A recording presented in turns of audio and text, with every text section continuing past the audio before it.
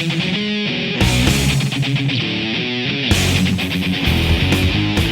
time for another episode of Coyotes Corner alongside Dave Vest. I'm Luke Lapinski, and here we are in the middle of July, Dave, and there's still plenty of Coyotes news going on. The offseason, as we've said a few times now on this show, has been very eventful for the Coyotes, and now we're not that far away from training camp. We're about a month and a half away, and I guess certainly the big news of this week is the new contract for the captain, Shane Doan. Yeah, Luke, obviously everyone's been waiting all summer for the announcement, and as we all know, it has come, and not really too surprising because both sides said all along that this was going to get done. It was just a matter of time, but it took a little longer than I think both parties wanted it to. End result, though, Shane Doan back with the Coyotes. He signs a one-year deal, and it's just very exciting. Based on what Shane did last year, I think it's a no-brainer to bring him back, and I can't wait to see how he produces this season. Yeah, this will be his 21st NHL season, all with the same franchise. Certainly he's the face of this organization and has been for quite some time now. But you're right, both sides said this. Maybe we went a little bit past July 1st, but the Coyotes were saying we're going to bring him back. They were saying that well before July 1st. Shane Doan was saying, I'm not going anywhere. If I was ever going to do that, I already would have done it. And makes a lot of sense. If he was ever going to do it, it would have been a few years ago. He's very committed to this organization and just the Valley in general. Just from my other job working at Arizona Sports, it's interesting how much people have been talking about Shane Doan there off the air, just talking about just what he means to this community in terms of sports. I mean, he's right there with Larry Fitzgerald, where even if you don't follow hockey, you follow Shane Doan. And if you don't follow football, chances are if you live in Arizona, you still follow Larry Fitzgerald a little bit. So this was obviously a big deal to get done. Like you said, it was never really in doubt, but it took a little bit longer than maybe everybody expected, so people were starting to eagerly anticipate it, I guess, is the best way to put it. Let's talk about Shane's value to this team, Luke. We can go off in several different tangents. I'm going to start with simply the stats. Okay. I mean, look at what Shane accomplished last season. He scored 28 goals, which was 7 more than the number 2 goal scorer on the team, Oliver Ekman-Larsson. And Shane scored those goals in just 72 games. If you remember, he missed 10 games. He also had 19 assists, 12 power play goals last year. Amazing. And, this year, if you look at it and what's ahead with Shane coming back, he's going to have a chance to achieve some very significant milestones. He is only, I'm doing the quick math here on the fly. This is my favorite part of the show. 34 games from 1,500 in his NHL career. That's just regular season. That's a crazy number. He has 396 goals, so when he scores his 4th goal, obviously it'll be goal number 400. Just a lot to look forward to with Shane coming back. Also want to ask you to talk about his value away from the statistics, in the room, with such a young team in there, having a guy like Shane. I know we've talked about this many times. You really can't assign a value to that. Yeah, well, and there's another stat, too. I'd have to look this one up, but he's getting up there in terms of just games played with the same team in NHL history. He's already, I believe, in the top 5 in that category, and let's assume he plays 70 to 75 games this year or whatever, maybe hopefully more, then he's going to climb that list even a little bit more. But starting, I guess, with the stats, the 28 goals last year, anytime you lead your team in scoring, that's obviously huge. And the Coyotes as a team have seen their offense go up a little bit over the last couple of years. You look at it and you say, is he going to score 28 goals again this year? Who knows? I think the expectation is that he's entering his 21st season. You don't want to lean on him specifically for 28 goals or something in that range, because there was a while there, and you mentioned he missed some games. He was actually on pace to set a career high in goals at age 39. But the way he played last year, he didn't abandon the game that gave him the first 19 years of his career. But we have seen over the last couple seasons, he goes right to the net. He'll attack the net. I mean, he's got that spot in the left face-off circle on the power play where he likes to wind up and score. And as you mentioned, he was very effective there on the power play last year. But he gets to the net. He's huge, so he's tough for defensemen to move. There were some games last year where I saw pretty good defensemen on other teams just not even try to move him because they're not going to. And so you've got him there to either redirect the puck or just screen the goalie or bang in a rebound.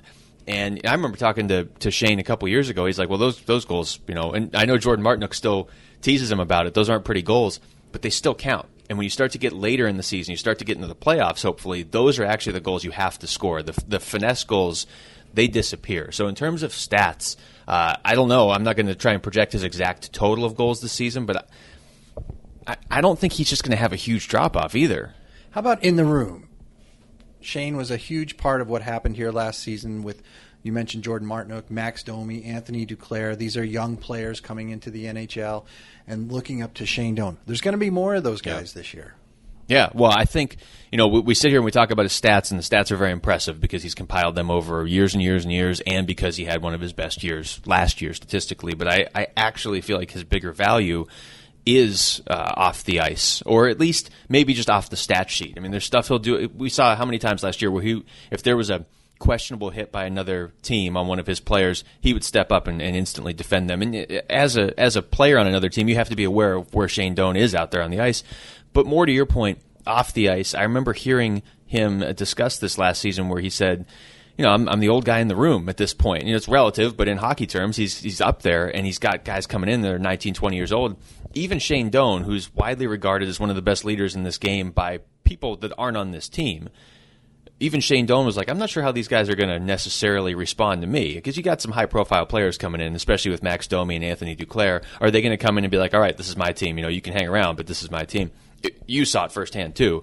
In that locker room, those guys not only embraced him, they look up to him. They want to hang out with them. Whatever. If Shane's on the ice longer in practice, which he is every single day, they're out there with him. And so that is the stuff that we see it firsthand. I think the fans around Phoenix appreciate it, but if you're just a hockey observer in Minnesota or something, you don't know all that stuff, and how could you? One thing to keep in mind also, players come and go in the off season, but if you look at it right now, Brad Richardson, Jordan Martinook, Shane Doan, all coming back. They played together last year, and they were effective. Yeah.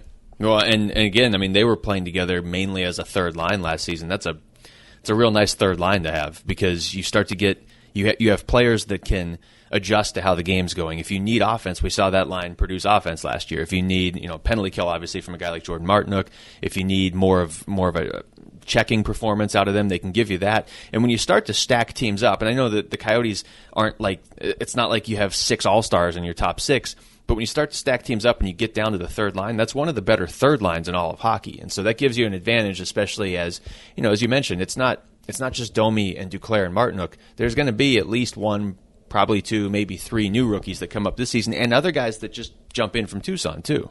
Great segue, because if you look on the whiteboard, what's written under the name Shane Doan? As we've established, I can't read your handwriting, but I know because I was here when you wrote it. It looks like Prospect Cup.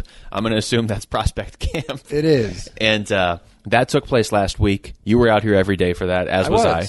You were. Yes. What were your impressions? Well, aside from the game, we'll leave the game for a second. Okay. Well, what I liked and what everyone across the board who I've spoken to liked is the fact that the entire camp was staged here at Gila River Arena. In past years, this was home base, but the players would go and actually skate either in Peoria or over in Scottsdale at the auxiliary community rinks. Yeah.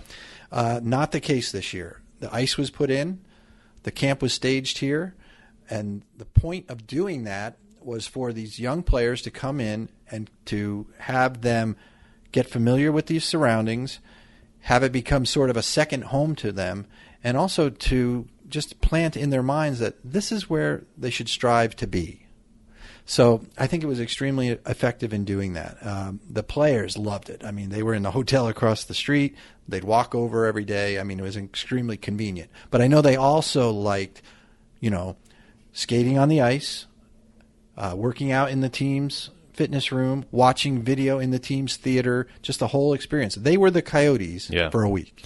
Yeah, that camp that's a good way to put it. That camp has really evolved just in the years I've been here from, and it's not even just, like it was at the Ice Den last year and that was cool. It was packed. We got to the point where there were probably too many people that wanted to watch it to just be able to have it at a community rink like that. So that worked out certainly this year. But, to your point of it's evolved to the point where they are really treating it like almost like a mini NHL training camp. And not all these guys, actually the majority of them won't be at training camp this year. Some of them will be because of the talent level of this prospect pool, but it was really cool, especially on Friday, to see them simulate it with the morning skate and then have the game and everything. But yeah, to have them be able to work out at this arena, NHL state-of-the-art facility, to just have everything set up like that, where they basically were 43 NHL players for a week.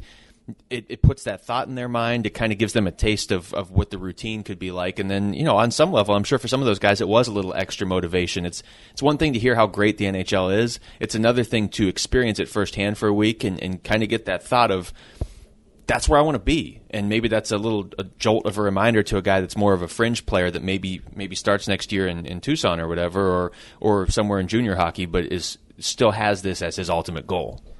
The camp also featured off-ice events for the guys, as it always does, but there were a few new ones this year. Of course, they went to the Diamondbacks game. The Diamondbacks always seem to be in town when the prospect camp is staged, and works that's out pretty well, yeah. The draft picks, the first-round draft picks, Clayton Keller, Jacob Chikrin, they got to throw out a pitch before the Diamondbacks game. Both of them threw pretty nice strikes. Were you there for that? That was the one Diamondbacks game the week I wasn't there for, but I talked to Keller, and he said he played baseball a lot growing up, too, so he had a bit of an advantage there. He's from St. Louis, a big Cardinals fan, and then Jacob Chikrin's from Florida. He's a huge Marlins fan. Yeah. But for one night, they were Diamondbacks fans, and yeah, they threw strikes. It was good to see.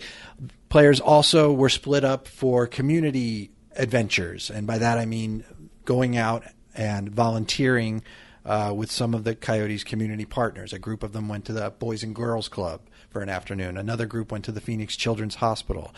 They just got a chance to get out in the community that they hope to be a part of someday, and I thought that was great, and the players really seemed to like that. I heard a lot of guys talking about doing that. That was last Wednesday. It was a good time. It kept things in perspective, and it just gave them a sense of what a pro athlete, the responsibility of being a pro athlete is. Yeah, that is really big. I'm sure for most teams around the league, but it is a very big part of the Coyotes organization, being involved out in the community. We see it throughout the season with players in mid-season. They'll have a road trip, they'll come back, they'll play a game, and then they'll have one day off, and they'll be spending it doing something for the community, which I think is great.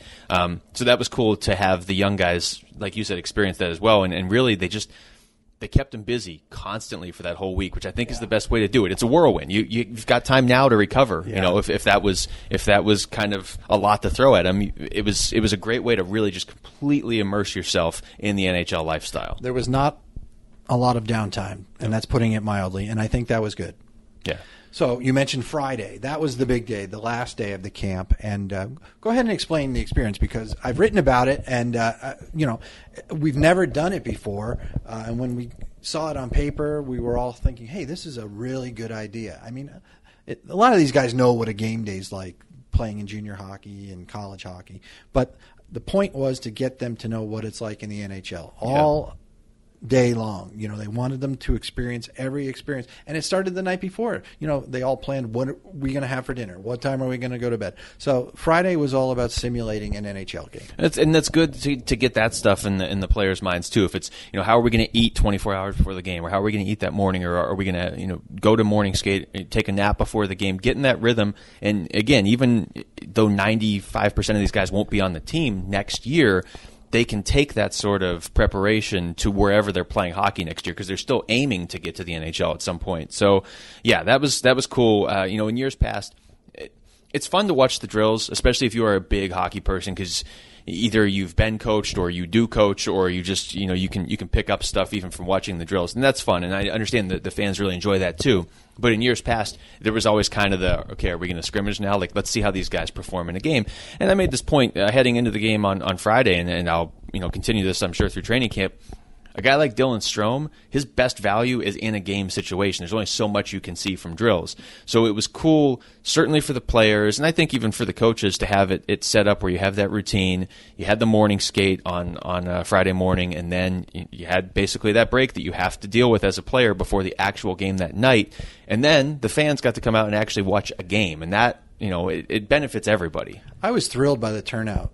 from the fans on Friday night. They just kept coming in and in and in. Even as the game started, more people were coming in, and more sections of the lower bowl were starting to fill up. There were 3,500 people here on a Friday night in July to watch, a hockey scrimmage. Yeah. But the game itself, I enjoyed it. It was good to see. We'd watch drills all week, and you wondered how is this going to translate once they all get into game mode. Of course, it started out a little slow. All the players said it took a while to get their legs and compete level going. But I think in general, it was a pretty entertaining game. It ended up being a one-goal game. The rules, of course, were set up to play overtime, whether the game was tied or not, and we saw a shootout. Yes. But what were your impressions from the game? Did anybody stand out? And, of course, we're saying this with parenthetically, it's a game in July. Yeah, I mean, the caveat is these...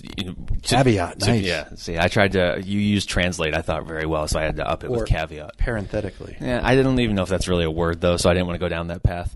To have the players playing against other guys of their age group, I mean, to make the NHL, they're obviously going to have to take on guys like Drew Doughty and Shea Weber or whatever if you want to score a goal. So there's going to be a noticeable jump. But it was good to see the players on the ice interact with guys that might be their teammates in the future and also play against some of those guys. And just, you're right. When it started off, you could tell maybe some guys were nervous. I really, the thing that stood out to me early is that they're definitely taking this very seriously. And I think part of that is the fact that it wasn't just, hey, we're practicing. All right, quick scrimmage. They prepared for it. They knew all week that this was coming. That was kind of... It was kind of like the Super Bowl at the end of the week or whatever.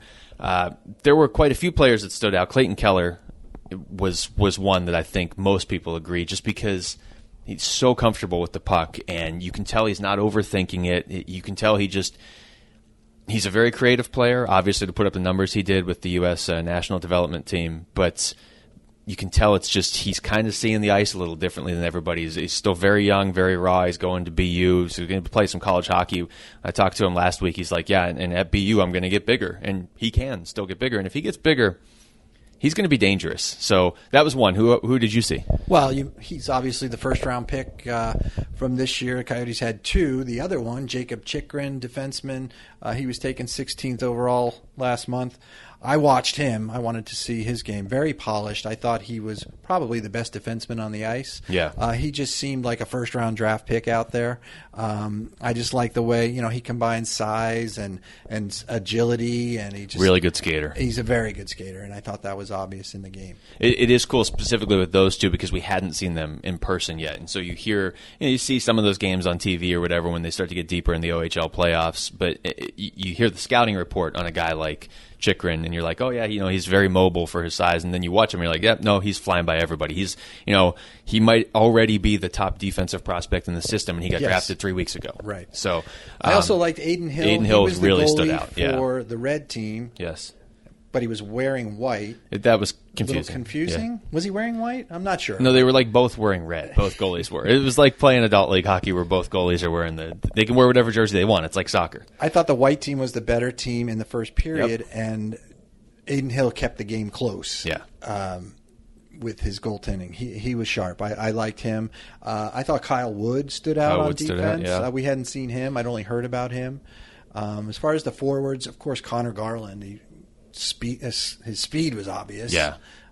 He's another one that's really creative, and the only question with him is will he be able to translate that game at the NHL level because of his size? But boy, I tell you what, he is fun to watch. And he scored like 330 points in his career at Moncton. Like you can tell that wasn't a fluke that he was putting up all those points. I'll tell you a forward that stood out, Ryan McInnes, who is another one that just continues. He's one of those guys that's like, he is, to me, symbolic of how deep this prospect pool has gotten because we don't even bring him up. We hardly ever talk about it. Scoring like 40 goals in arguably the best junior league in all of hockey, and he's improved so much each year since they've drafted him, and he's a bigger player too. I mean, he ended up scoring in the game, but even before he scored, he was very effective throughout that game. And he scored a shootout goal in the game. But Ryan McInnes, just to underline what you just said, this prospect pool is so deep with forwards, we hardly ever mention him. If he were in another organization away from the Dylan Stromes and the Christian Dvoraks and the Brendan Perlinis,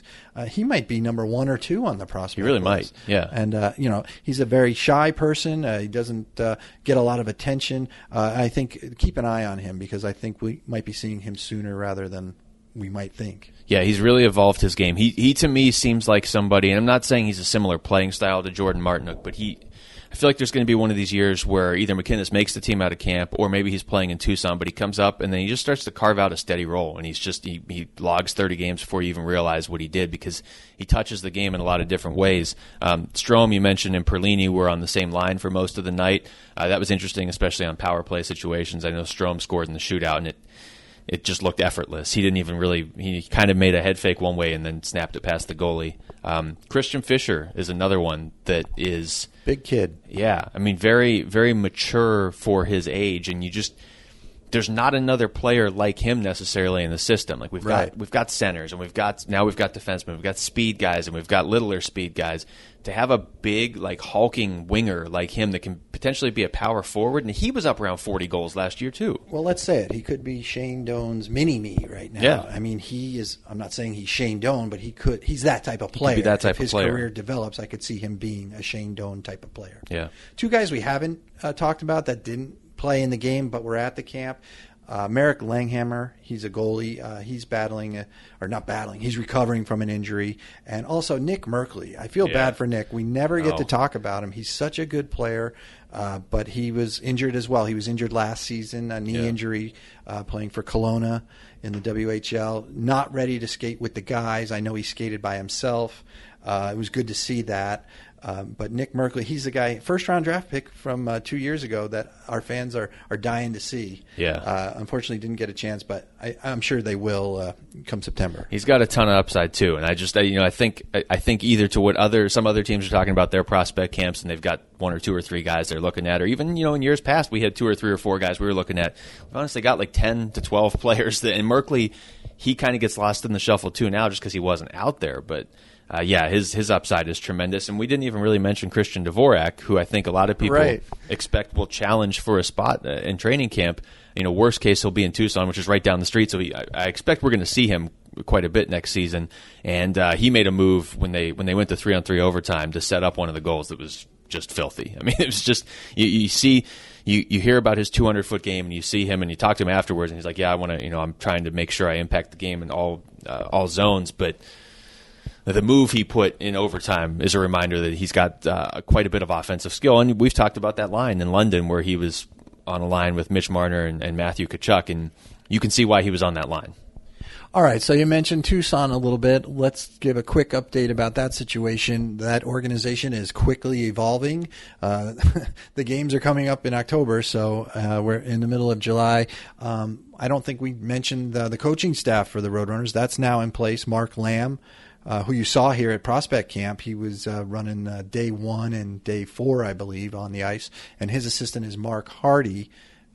Those two will be leading the Roadrunners with Corey Schwab helping out with the goalies. Yeah, it was another benefit to Prospect Camp because a lot of those guys that they were coaching, they will be coaching down in Tucson. It's great to see how quickly that all came together, where now you've got your coaching staff and you've got your logo and you've got your name and you've got your jerseys and you've got your arena. And I mean, 4 months ago, we didn't have all this. Really, 2 months ago, we didn't have all this. So I've driven to Tucson more in the last 2 months than I have in 10 years prior. Yeah, and I don't know. I know for myself during the season when there's a stretch of off nights for the Coyotes, I'm going to run down there and watch a couple games. I am because it's so close, and because a lot of those guys that are going to be on Tucson this year are going to be Coyotes either later this year or by next season. I mean, it certainly helps to have that prospect pool playing there, but it also helps to have them playing an hour and a half away. And especially, you're driving there on a Saturday, there's no traffic. Did you notice all the kids in the building today here at Gila River Arena? I did. I noticed a bunch of hockey sticks right when I first walked in. Yeah, tell us why. Well, it's the Coyotes. This is the first time they've done this, I believe, right? It's basically like a summer school of hockey, and the ice is still in. Again, I've said this on numerous platforms over the last couple of weeks. If you have a chance to go be around ice in Arizona when it's 112 degrees outside in July, you should go ahead and do that, even if you don't like hockey. And I would venture to guess you're probably going to like hockey by the end of it. But yeah, there's kids out there. It's all ages, like 5 to 16, correct? Correct. Mites, squirts, peewee, all classifications. It's for the week. The ice, as you said, is being utilized. There's a lot of Coyotes hockey operations people involved. some of the prospects are out there. That I think is really cool. Strome, Perlini, Dvorak, all the guys that we've talked about earlier, they stayed back in the Valley and are giving time to help kids in the Valley learn about hockey. So it's a very exciting time around here. As you said, it's the first annual hockey school, and hopefully the first of many to come. Yeah, one of the things I remember that stood out to me when the new ownership group took over a couple of years ago now was that they really wanted to infuse hockey within just the sports culture, and especially the youth sports culture around Arizona. And this is just the latest example of it. I mean, we talk about how cool it is for prospects that are the best players on their junior teams to get to play in an NHL arena for a week. How about a 7-year-old gets to skate on NHL ice and, oh, by the way, be taught by Dylan Strome, who was the number 3 pick in the draft last year and is already a household name around the NHL. He hasn't even played an NHL game yet, and you're 7 years old and you're getting taught by him? I mean, that's not bad. I think it's a good chance for us to give out Matt Schott's name. Matt is in charge of hockey development for the Coyotes. If you ever want any information on this school or clinics throughout the season, this isn't a one-time thing. Matt is organizing clinics all year long, on ice, street clinics, the works. You're going to give out his personal number and email? Or no, I'll stick to the company. It's Matt with 2 T's and Schott, Schott. Matt.Schott@ArizonaCoyotes.com. Yeah. So you can get involved in that. You can't sign up for this year, but there's events now throughout the rest of the season, all of next season, and hopefully this will happen again next year because, yeah, it is cool to walk in here in the middle of July and be like, oh, feels like hockey season. It feels like it's January right now in here. So now what, Luke? It's July the 12th? Yes. Somewhere I don't even know what day it is. It's somewhere in the middle of this week. It's the middle of July. And we are attempting. This is the part. Remember, you and I did that podcast right at the end of the regular season, and we discussed how you can trim the off season down to about 8 or 9 days. And so this is the part that's tough. This is where you got about a month heading towards the training camp will start early September. You got the World Cup of Hockey starting early September as well. So the end of July and August are about the biggest break you're going to get, but there's still players to be signed. There's still, who knows, potentially trades to be made. There's still stuff that can happen. I'm not getting too comfortable. I just have a feeling that there's going to be some roster moves made in the coming weeks and lots of excitement for the Coyotes fans. It's less than 100 days. I saw something on Twitter the other day that said we're about 95 days to opening night. But when, for you and I and for the hardcore hockey fan, I'm looking at the start of training camp. I'm looking at the start of rookie camp, really, because there are going to be rookies that make this team. And so at that point, I'm doing the math in my head, you're looking more like, 50, 60 days. So it's not that far away. And, with the signing of Shane Doan, you start to see the roster really kind of come into focus. There's still some things, like you said, some moves that could potentially be made, but we're starting to see the real foundation for the 2016-17 Coyotes already in place. I like it. You brought it full circle back to Shane. That's what I do. You're a pro. I want to thank executive producer Doug Cannon for sure. For Dave Vest, I'm Luke Lapinski. Thanks for listening to Coyotes Corner.